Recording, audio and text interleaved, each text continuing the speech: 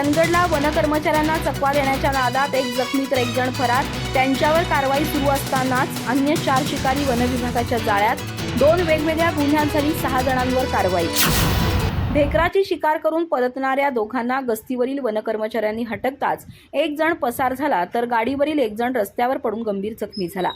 त्याला रुग्णालयात पोहोचवण्याची कार्यवाही सुरू असतानाच बंदूक घेऊन शिकारीसाठी निघालेले अन्य 4 जण आपसूक वनविभागाच्या जाळ्यात अडकले।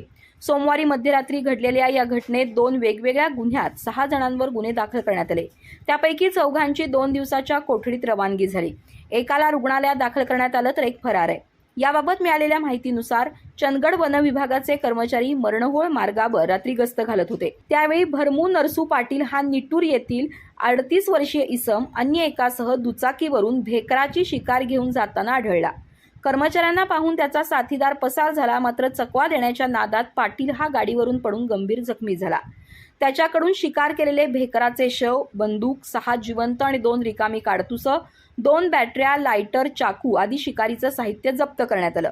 वनविभागाची ही कारवाई सुरू असतानाच पुंडलिक मारुती पाटील, जानबा ओमाना पाटील, संदीप पांडुरंग पाटील, दत्तू सुबराव पाटील हे संशयास्पद फिरताना आढळले। त्यांची चौकशी केली असता त्यांच्याकडेही बंदूक आढळून आली।